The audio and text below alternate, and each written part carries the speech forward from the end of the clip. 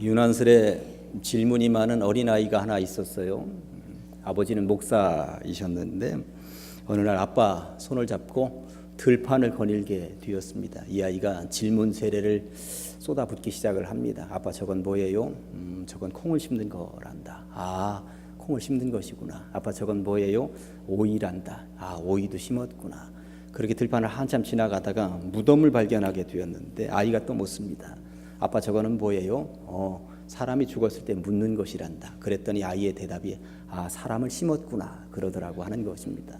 그런데 이 목사님이 글을 통해서 누군가는 묻는데 누군가는 묻는 게 아니라 심을 수 있겠구나 이런 생각을 하면서 큰 깨달음을 얻었다는 거예요. 죽은 시체는 그냥 묻는 것이지만 우리 믿는 사람들은 그냥 묻어버리고 썩도록 내버려 두는 것이 아니라 다시 또 깨어나고 부활하고 살아날 수 있도록 심는 것이구나. 이러한 깨달음을 어린애를 통해서 알았다고 하는 것입니다. 번쩍하는 생각이 들었다고 하는 것이죠. 그러고 보니까 죽은 씨앗, 다시 새어나지 않을 것, 죽은 씨앗을 그렇게 심는 사람은 없습니다. 그건 어디다가 묻어버리는 거거든요. 그러고 보니까 우리는 이 교회에 묻는 것이 아니라 우리의 영혼을 심는 것이구나. 그리고 뿌리가 내리고 싹이 돋고 깨어나서 꽃 피고 열매 맺는 것이구나. 그게 바로 부활이구나 하는 생각을 해보게 되었습니다. 저는 아직 중국 베이징에 가보지는 않았습니다만 거기에 가면 모택동이라고 일컬어지는 마오쩌둥에 무덤이 있다고 합니다. 시체를 썩지 않도록 방부제 처리를 했고요. 벌써 40년이나 지나도록 온도를 16도로 이렇게 맞춰 놓아서 썩지 않은 상태로 사람들이 그 시신을 볼 수 있다고 그렇게 얘기를 하더라고요. 중국이 얼마나 넓습니까? 그런데 그 넓은 영토 곳곳에서 그 시체 한번 보겠다고 무슨 성지 순례를 하듯이 그렇게 다녀간다고 하는 것입니다. 베이징에서 멀리에서 한번 다녀가면 그것을 그렇게 영광스럽게 여긴다고 하는 거예요. 모스크바에 가보면 레닌도 그런 형태로 되어져 있고요. 중국에 가보면 금수산 기념궁전에 김일성과 김정일도 그러한 모양으로 되어 있다고 하는 것이죠. 세상 사람들은 무덤의 크기로 생전의 권세와 위용을 자랑하곤 합니다. 이집트에 가면 피라미드가 있는데 그 피라미드는 무덤이죠. 엄청나게 큰 무덤을 그렇게 만들어 놓고 자기의 위용, 내가 이런 사람이었다 자랑하고 싶은 것입니다. 그러나 거기에는 죽은 시체밖에 더 있겠습니까? 중국에 가면 진시 황릉도 엄청난 무덤입니다. 엄청난 산처럼 되어 있다고 그러죠. 무덤 입구에서부터 그 무덤 꼭대기까지 계단이 되어져 있는데 걸어가는데 15분이나 걸린다고 합니다. 무덤 하나가. 그런데 우리는 알고 있습니다. 아무리 엄청난 위용을 자랑하는 무덤들이며 전혀 썩지 않도록 방부제 처리를 한 시신이라 하더라도 영원한 생명과는 아무짝에도 연관성이 없구나 하는 것을 알게 된다는 것이죠. 1977년 11월 26일 나이 드신 분들은 기억하는 사건이 하나 있었는데 홍수환 선수가 전 국민을 들었다 놨다 했습니다. 홍수환 선수는 파나마의 카라스키아라고 하는 선수하고 이렇게 챔피언을 겨루는 경기를 하게 되었는데 파나마의 카라스키아는 11전 전승 그리고 11KO승 한 번도 진 적이 없고 싸우기만 하면 상대방을 그냥 넉다운 시켜버리는 선수였습니다. 그 당시에 홍수환 선수는 신인급에 가까운 너무나도 새파란 선수였죠. 싸우면 당연히 홍수환 선수가 질 거라고 생각을 했습니다. 역시 2회에 4번이나 다운됐습니다. 모든 국민들은 끝났구나 생각을 했습니다. 그런데 3회가 시작되었을 때 홍수환 선수가 뛰쳐 일어나서 나가더니 그 선수를 그냥 눕혀버렸던 것 아닙니까? 사전 5기의 신화를 만들어냈던 것입니다. 이 일이 벌써 작년 11월에 40주년이 됐다고 하는 거예요. 이 일을 기억하는 사람들은 나이가 좀 드신 분들이고 저게 무슨 일인가 하면은 나이가 좀 덜 먹은 사람들인 것이죠. 카라스카야라고 하는 이 양반이 작년도에 한국 땅에 와서 40주년 기념으로 둘이 사진도 찍고 이렇게 하고 그렇게 포즈도 잡고 그랬었던 거 뉴스에 나온 적이 있었습니다. 카라스키아는 그 나라의 국회의원 역할을 하고 있고 앞으로 대통령 후보로도 나와서 한다고 합니다. 홍수환 선수는 우리나라의 온누리교회 우리 교단 집사님으로서 아주 열심히 신앙생활하고 있습니다. 그러고 보니까 홍수환 선수는 역전의 명수였구나 하는 것을 알 수가 있어요. 4번 쓰러지고 5번째 일어나서 싸워서 승리를 했기 때문에 그런 것입니다. 예수님께서 돌아가시고 온 나라에 소문이 쫙 퍼졌습니다. 예수는 힘 한 번 못 쓰고 표현이 죄송합니다만 KO패 당했다더라, 완전히 뻗었다더라, 이런 소문이었습니다. 그런데 사흘이 지난 후부터 새로운 소문이 하나 퍼져나가기 시작을 했습니다. 어떤 소문입니까? 예수가 살아났다더라, 예수가 역전승했다더라, 이런 소문이 들려오기 시작을 했다고 하는 것입니다. 이 소문을 누가 냈을까요? 여인들이 냈습니다.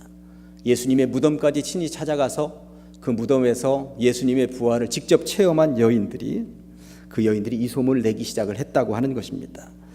그동안은 세상 권력이 이기는 것 같았지만 그거 아니다. 이제부터는 하나님의 나라를 완성한 예수 그리스도의 부활, 이 소망이 세상을 이길 것이다. 분명히 그 여인들은 소문을 냈다고 하는 것이죠. 그런데 예수님께서는 여인들에게 이렇게 말씀을 하셨습니다. 10절입니다. 무서워하지 말라. 가서 내 형제들에게 갈릴리로 가라 하라. 거기서 나를 보리라. 제자들에게 가서 알리라고, 가서 분명히 갈릴리에 가서 만나자고 하는 말을 전하라고 말씀하고 계신데, 저는 이 본문을 읽으면서 예수님은 왜 이 제자들에게 갈릴리에서 만나자고 이 말을 전하라고 하셨을까? 갈릴리에 도대체 무슨 의미가 있길래 여기 예루살렘에서 만나시면 되는 것이지 왜 갈릴리에서 만나자고 그러셨던 것일까? 그 비밀을 하나하나 풀어가 보도록 하겠습니다. 예수님과 제자들은 거의 대부분 갈릴리 출신이었습니다. 갈릴리는 이스라엘 땅 북쪽에 위치해 있었으며 가나안 지역에 가장 가난한 사람들이 모여 사는 특별히 대표격이었다고 볼 수가 있는 것이죠. 성경은 이런 갈릴리를 일컬어서 흑암의 땅이라고 이야기를 합니다.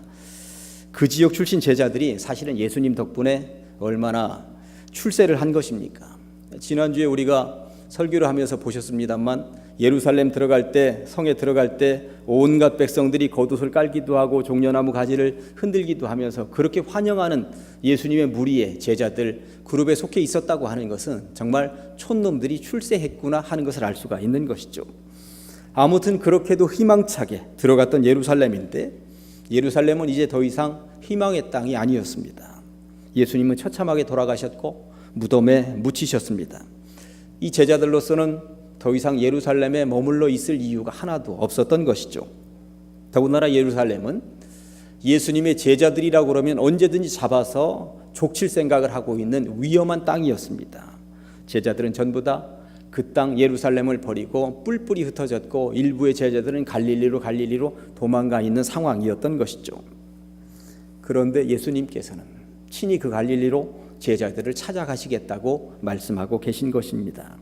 그러고 보니 예수님은 찾아가시는 것이 본업이구나. 이 땅에 오신 지 얼마 안 되셨을 때 성경을 제가 찾아보았더니 마가복음 1장 37절 말씀이 이렇습니다. 우리가 다른 가까운 마을들로 가자. 거기서도 전도하리니 내가 이를 위하여 왔노라.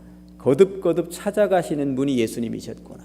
하늘 보좌를 버리고 이 땅으로 내려오셨고 마을과 마을을 찾아가셨고 피신해서 도망간 그 제자들까지도 갈릴리로 찾아가시는 분이 예수님이시구나 하는 것을 우리는 성경을 통해서 거듭거듭 알 수가 있다는 것입니다. 그런 예수님이, 부활하신 예수님이, 2000년 전에 그렇게 제자들을 찾아가셨던 예수님이 오늘날은 우리들을 직접 찾아오시는 줄로 믿습니다. 우리들의 가정으로, 우리들의 교회로, 우리들의 심령으로 찾아오시기 위해서 부활하셨다라고 하는 사실입니다. 당신의 백성들이 힘들어서 절망하고 있을 때에, 그리고 낙망하고 넘어져 일어날 힘이 전혀 없다고 생각이 되어질 때에 주님은 찾아오셨고 손잡아 주시고 어깨 걸어주시고 그러시면서 다시 한 번 더 일어서지 않겠니? 깨어나지 않겠니? 이렇게 말씀해 주고 계시다고 하는 사실입니다. 가만히 생각을 해보았더니 갈릴리는 예수님하고 제자들의 오랜 추억이 그대로 묻어있는 곳입니다. 동고동락했습니다.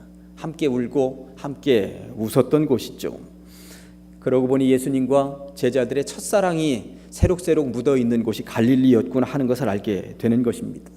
그래서 그런지 예수님은 실제적으로 갈릴리로 가시더니 제자들을 어디에서 가장 먼저 만나시느냐 하면 갈릴리 바다에서 만나십니다. 예수님께서 첫 번째 제자고를 선택하신 장소는 갈릴리 바다였습니다. 그때도 제자들이 밤새 그물을 내렸지만 단 한 마리의 고기도 잡지 못했는데 부활하신 예수님이 갈릴리 바다에 찾아가셨을 때도 그날 밤새도록 그물을 내렸지만 제자들이 한 마리의 고기도 잡지 못합니다. 똑같은 상황 설정에서 예수님이 제자들을 만나신다고 하는 것은 무엇이겠습니까? 다시 출발하자. 처음부터 다시 출발하자. 이렇게 제안을 하고 계시다라고 하는 것입니다. 그러면서 제자들의 심령이 다시 깨어나서 다시 부활해서 그런 심령을 가지고 예수님 손 붙잡고 다시 이 사역을 감당하기를 원하셨구나 하는 것을 알 수가 있습니다. 옛날 러시아에서는 고위공직자들을 일컬어서 공작이라고 이렇게 얘기를 했어요. 러시아의 고위공직자 공작 한 명이 지방법원의 배심원으로 일을 하고 있었어요. 어느 날 율랑녀 한 명이 그곳에 재판을 받기 위해서 들어왔는데 이 여인은 창녀촌에서 율락행위를 하다가 어느 손님에게 독약을 타 먹이고 손님의 귀중품과 돈을 훔쳤다는 죄목으로 끌려오게 된 것입니다. 배심원으로 있던 이 공작은 피고석에 앉아있는 그 율락녀를 보다가 순간 깜짝 놀랐습니다. 7년 전의 일이 생각이 났기 때문에 그렇습니다. 이 공작은 7년 전에 어린 하녀 하나를 유혹하여 임신시키고 내팽개친 일이 있었습니다. 그런데 그 하녀가 재판을 받겠다며 지금 그 자리에 와서 앉아 있는 거예요. 눈앞에 나타난 그 하녀를 보면서 옛날 생각이 필름처럼 지나갔습니다. 잡혀온 율락녀는 공작의 집에서 쫓겨난 이후 배신감으로 치를 떨며 방황을 했습니다. 그러다가 결국 몸을 파는 율락녀가 되고 만 것이죠. 더군다나 지금은 끔찍한 살인자라는 누명을 쓰고 재판을 받고 있었던 것입니다. 여인은 거듭거듭 외쳤습니다. 나는 죽이지 않았다고, 나는 살인자가 아니라고, 살려달라고 애원을 했습니다만 결국 살인범으로 몰리게 되었고 시베리아로의 유배를 선고받습니다. 이 장면을 보면서 러시아의 고위직이었던 이 공작은 양심의 가책을 받게 됩니다. 그리고 율락녀를 어떻게든 도와야 되겠다. 저 억울함에서 풀어주어야 되겠다. 저 근원은 나 때문인데. 추운 겨울 눈보라가 몰아치는 얼어붙은 땅 시베리아를 찾아갑니다. 난방도 되지 않는 3등 열차를 타고 찾아갑니다. 이 여인에 대한 공작의 연민은 장차 사랑으로 바뀌고 결혼하자고 프로포즈까지 하게 되는 것이죠. 이 여인을 살리기 위해서 백방으로 수소문을 하고 자기의 가산도 거의 다 탕진을 합니다. 온갖 오해로 괴로움을 겪기도 하면서 어떻게든 이 여인을 살려내야 되겠다. 저 억울함으로부터 풀어줘야 되겠다. 그리고 내가 옛날에 잘못한 것을 용서받아야 되겠다. 그렇게 사방팔방으로 뛰어다니죠. 드디어 이 여인이 형무소에서 나오게 되었습니다. 공작으로서는 꿈에도 그리던 일이 이제는 현실이 된 것입니다. 그러나 형무소에서 나온 이 여인은 공작의 품으로 오지 않습니다. 감방에서 만난 청년 시몬슨의 손을 잡고 먼 곳으로 떠나가고 말죠. 그 뒷모습을 묘한 배신감으로 지켜보고 있는 공작의 이름은 네필로도프였습니다. 그리고 그 여인의 이름은 카추샤인 것이죠. 이 소설이 제가 오늘 주보 칼럼에도 잠깐 언급을 한 톨스토이의 소설 부활의 내용입니다. 톨스토이는 주인공 네필로도프가 어느 날 양심의 가책을 받고 회개를 하고 최선을 다해서 자신이 저지른 그 일을 수습해 나가는 모습을 사람의 부활이라고, 이것이 바로 사람으로서 가장 기본적으로 지켜야 하는 것이라고 이야기를 하고 있습니다. 예수님께서는 첫사랑이 깃들어 있던 갈릴리에서 제자들을 만나 제자들도 예수님을 부인하고 배반하고 멀리 떠나 도망친 죄악을 씻고 회개를 하고 최선을 다해서 심적으로 부활하기를 원하셨습니다. 그래서 처음 만났었던 그 현장과 똑같은 현장, 갈릴리 바다에서 물고기를 한 마리도 잡지 못하는 그 현장에서 다시 한 번 더 새 출발하자고 주님은 이렇게 말씀하고 계셨던 것이죠. 여러분들은 어떠십니까? 부활절입니다. 예수님만 죽었다가 살아나시는 부활이라면 그건 의미 없습니다. 오늘날 우리들이 어두움 가운데 죄악 가운데 머물러 있었다면 우리들의 심령이 깨어나서 내가 부활해야 된다라고 하는 사실입니다. 내가 다시 살아갈 준비를 해야 된다는 사실입니다. 그런 부활의 주님 앞에서 부끄럽지 않은 모습으로 깨어 있어야 한다는 이야기인 것이죠. 한국신학대학교 학장으로 재직하셨던 김정준 목사님이라고 계십니다. 1946년 그날은 부활주일이었습니다. 목사님의 나이 겨우 33이었고 경상도 김천에서 목회를 하고 계셨습니다. 부활주일 설교를 정말 열심히 잘 준비해서 원고를 다 작성해 놓았는데 부활절 새벽에 쓰러지고 마셨습니다. 피를 토했습니다. 폐결핵을 앓고 계셨는데 하필이면 부활주일 아침에 터져버린 것입니다. 그날 예배는 이미 목사님이 작성해 놓으신 설교 원고를 가지고 교회 장로님이 낭독하시는 것으로 대신했습니다. 목사님은 마산 요양원에 입원을 하게 되셨는데 의사가 진단을 내리기를 6급 환자로 분류가 되었습니다. 6급 환자면 죽음을 기다리는 신세라는 판정이 내려졌다고 합니다. 당시의 폐결핵은 정말 무서운 질병 가운데 하나였습니다. 매일 아침마다 사람이 죽어나갔습니다. 그래서 그런지 요양원에 있는 환자들은 숨을 쉬고 있지만 살아있는 것이 아니었죠. 그러나 김정준 목사님의 얼굴에는 늘 평화, 감사가 흘러넘쳤습니다. 곁에 있던 누군가가 물었습니다. 당신은 죽음이 두렵지 않습니까? 이때 당신은 죽음이 두렵지 않습니까? 이 질문에 김정준 목사님이 그 자리에서 시를 하나 쓰셨는데 이게 바로 내가 죽는 날이라고 하는 굉장히 의미 있는 유명한 글입니다. 이렇게 쓰셨습니다. 내가 죽는 날. 그대들은 내가 저 좋은 낙원 이르니 찬송을 불러주오. 또 요한계시록 20장 이하 끝까지 읽어주오. 그리고 나의 묘비에는 이것을 새겨주오. 임마누엘 단 한마디만을. 내가 죽는 날은 비가 와도 좋소. 그것은 내 죽음을 상징하는 슬픈 눈물이 아니라 예수님의 보혈과 내 죄 씻음을 받는 감격의 눈물일 것이니 내가 죽는 날은 바람이 불어도 좋소. 그것은 내 모든 이 세상 시름을 없이 하고 하늘나라 올라가는 내 길을 준비함이리니 내가 죽는 날은 눈이 부시도록 햇살이 비치어도 좋소. 그것은 영광의 주님 품에 안긴 내 얼굴의 광채를 보여주미니 내가 죽는 시간은 밤이어도 좋소. 깜깜한 하늘이 내 죽음이라면 저기 빛나는 별의 광채는 하늘에 옮겨진 내 눈동자이리라. 오, 내가 죽는 날, 나를 완전히 주님의 것으로 부르시는 날, 나는 이 날이 오기를 기다리노라.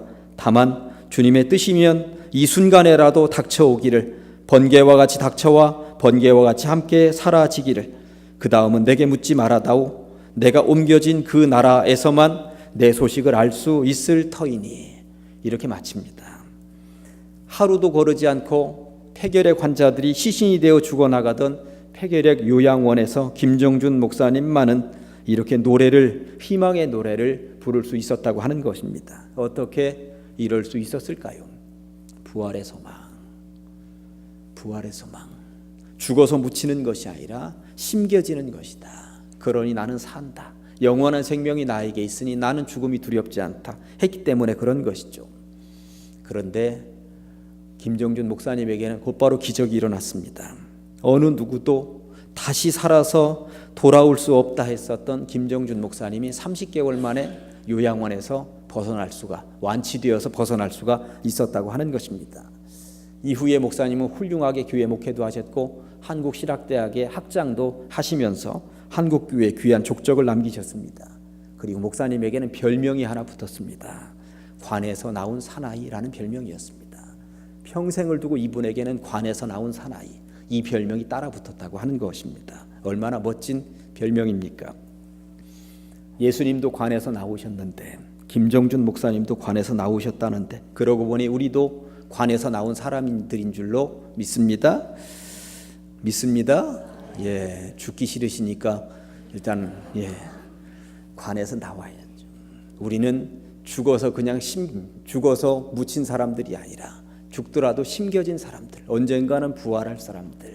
그러니 그 관을 뚫고 저 하늘로 올라갈 사람들, 관에서 나오는 사람들이 아니겠습니까? 이런 소망을 가지는 절기가 부활절인 것이죠. 죽음이 두려워 갈릴리 이곳저곳에 숨어 있던 제자들, 마치 관 속으로 기어 들어간 모습이었습니다. 그러나 그런 제자들을 부활하신 주님은 찾아가셨고요. 그 관에서 나오라고, 첫사랑을 회복하라고, 이제는 다시 깨어 부활할 때라고 말씀을 하셨던 것입니다. 이제는 우리 차례입니다. 관 속에서 나오라고, 첫사랑을 회복하라고, 이제는 다시 깨어 부활할 때라고 우리를 부르시는 주님의 부르심에 아멘하고 손 내민 주님의 손 잡으시기를 간절히 축원합니다. 기도하시겠습니다. 하나님 아버지 감사합니다. 부활의 소망으로 살게 하시니 감사합니다. 세상은 너무나도 어둡고 죽음의 그림자들이 어슬렁거립니다. 그 어디에도 희망이 없다고들 아우성입니다. 이런 절망의 시대에 우리 교회가 희망이 되게 하시고 예수 그리스도의 부활을 세상에 전함으로 세상의 다양한 문제의 해답을 제시하게 하여 주시옵소서. 근심 걱정으로 밤잠을 설치는 성도들이 있습니까? 부활하신 예수님 의지하여 근심 걱정 사라지고 새 희망이 움트게 하여 주시옵소서. 질병으로 고생하는 성도들이 있습니까? 치료하시는 주님의 손길을 통하여 온몸이 치유의 봄을 맞이하게 하여 주시옵소서. 영적인 문제들로 인해 맥없이 추락하는 성도들이 있습니까? 영적인 부활을 체험하게 하여 주시옵소서. 그리하여 예수님의 부활이 2000년 전에 있었던 역사적인 사건에 머무는 것이 아니라 오늘날 우리의 삶을 변화시키는 촉매제가 되게 하여 주시옵소서. 우리도 관에서 나온 사람들이 되게 하여 주시옵소서. 부활을 체험하여 영생의 사람들이 되게 하여 주시옵소서. 부활하시어 우리에게 부활의 소망을 선물로 주신 예수 그리스도의 이름으로 기도합니다.